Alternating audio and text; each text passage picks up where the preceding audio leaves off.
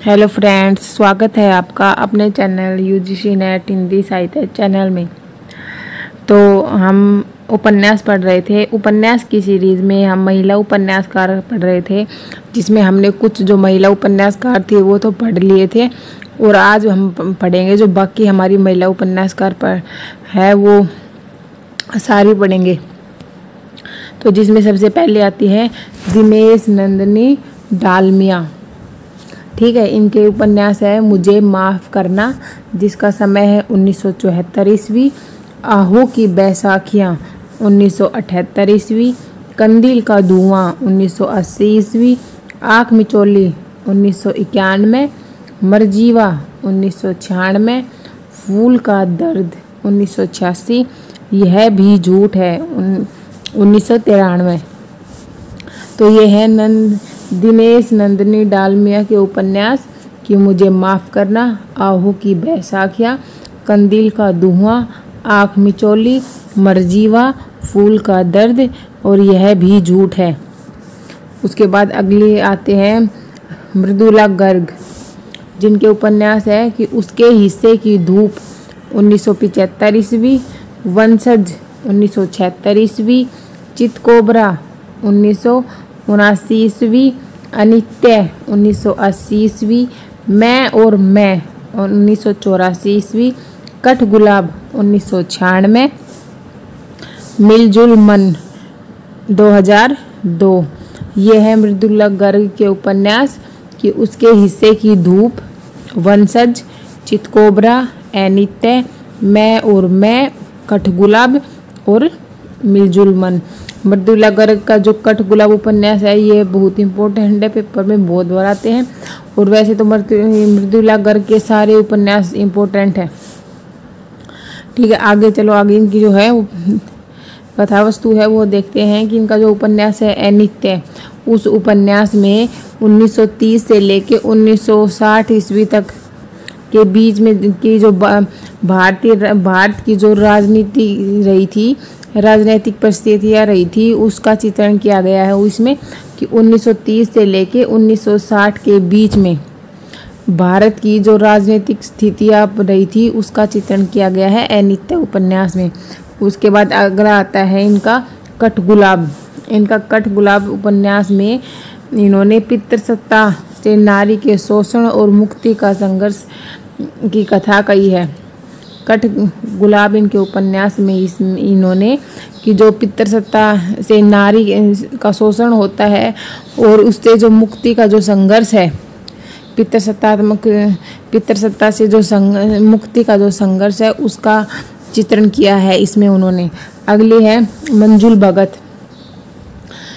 इनके उपन्यास है अनारो 1977 ईस्वी, बेगाने घर में 1978 ईस्वी, खातुल 1983 ईस्वी, तिरछी बौछारें 1984 ईस्वी, गंजी 1995 ईस्वी। तो ये है मंजुल भगत के उपन्यास कि अनारो, बेगाने घर में, खातुल, तिरछी बौछारें और गंजी। उसके बाद अगले आते हैं मृणाल पांडे। मृणाल पांडे के उपन्यास हैं विरुद्ध 1977 ईस्वी, पटरंगपुर पुराण 1983 ईस्वी, रास्तों पर भटकते हुए 2000, हमका दिया परदेश।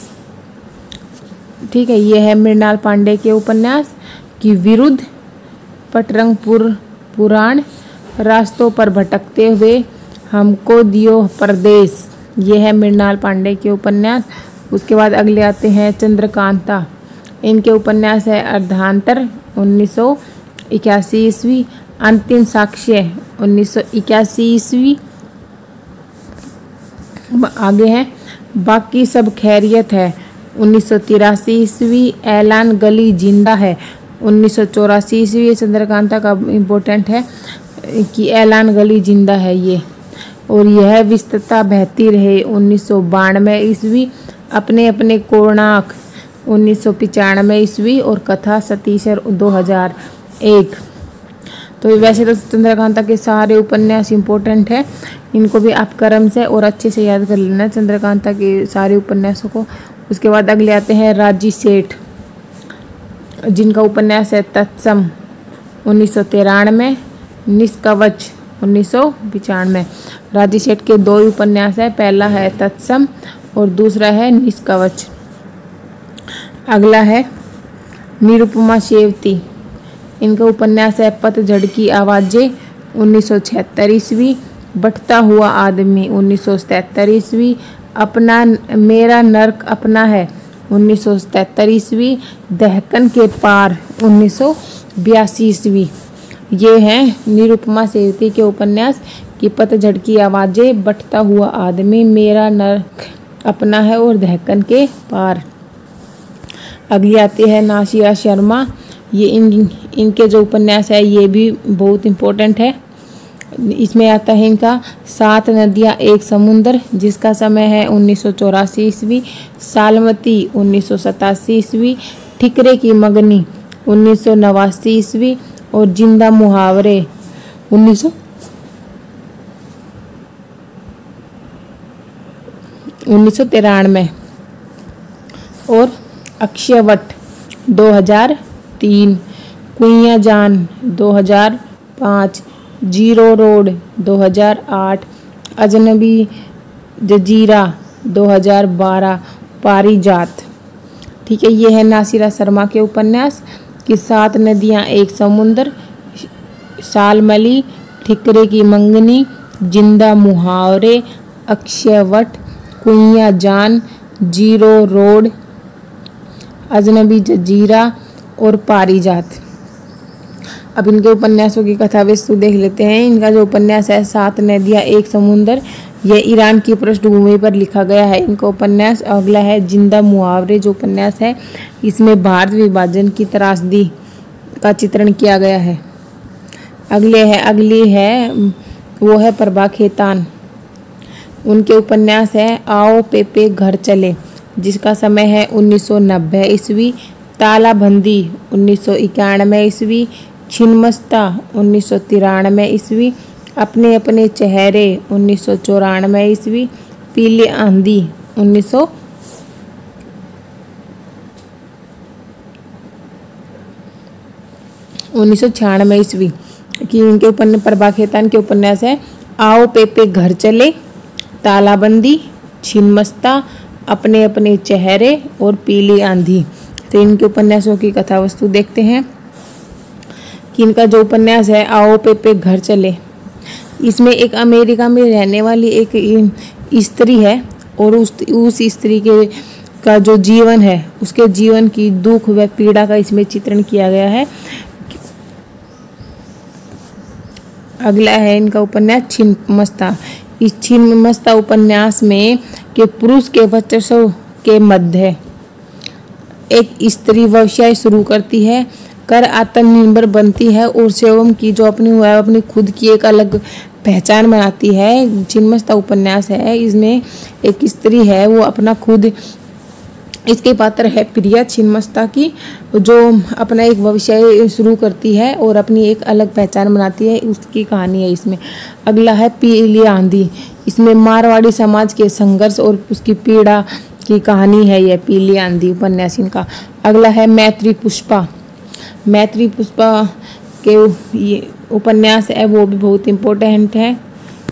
तो इनका पहला उपन्यास है बेतवा बहती रहो 1993, इदम नेमम 1994, चाक 1997, झूला नट 1999, आलमा कबूतरी 2000, कहे इसूरी फाग 2004, त्रियाट 2005, गुना बेगुना और अगन पाखी विजन।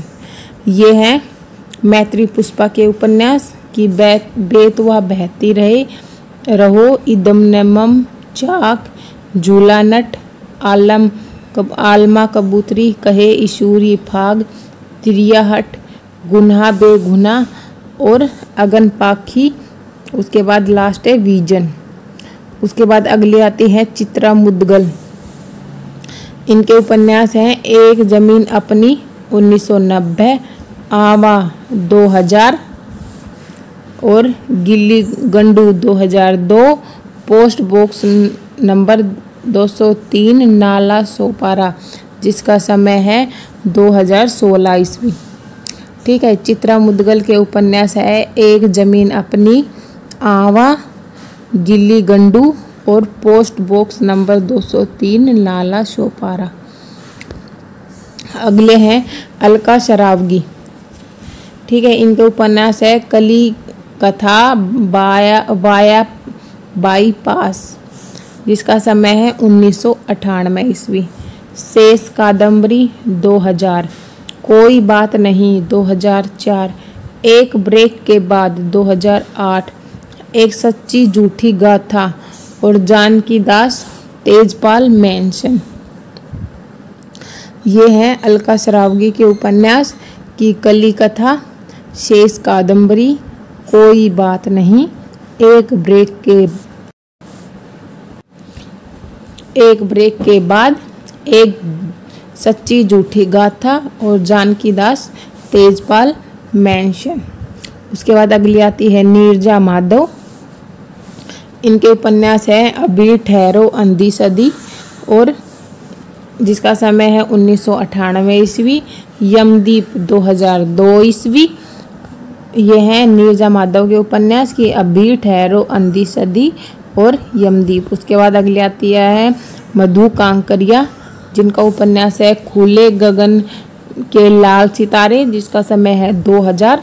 सलाम आखरी 2002, पत्ताखोर 2005, सेज पर संस्कृत 2008।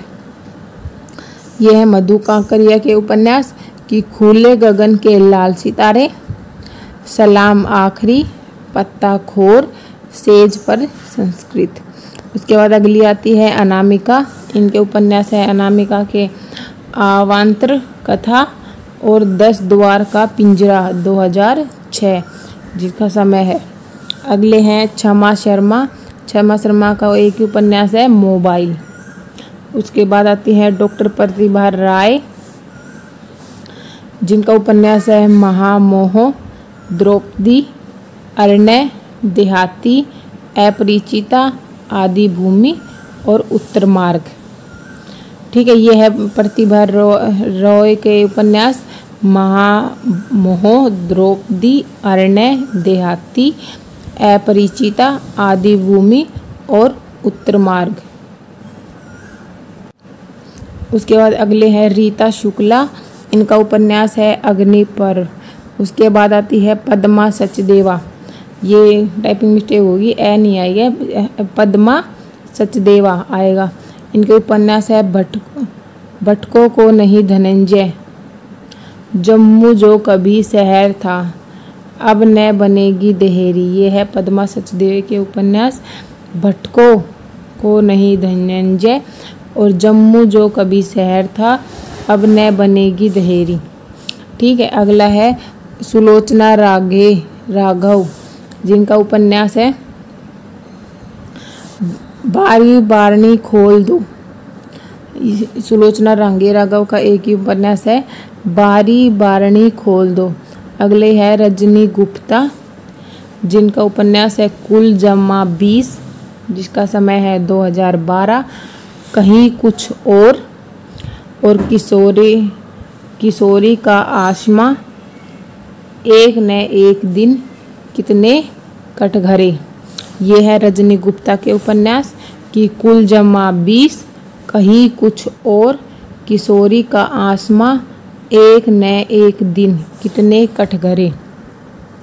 तो ये थे हमारी जो महिला उपन्यासकार है, वो सारी महिला उपन्यासकार हमने पढ़ ली हैं। जो भी महिला उपन्यासकार थी वो मैंने इस क्लास में आपको इम्पोर्टेंट बताई है, जो आपको याद करनी है। और पूरी क्रम से उनके जो उपन्यास है वो सारे आपको क्रम से याद करने हैं। ठीक है। Thank you for watching.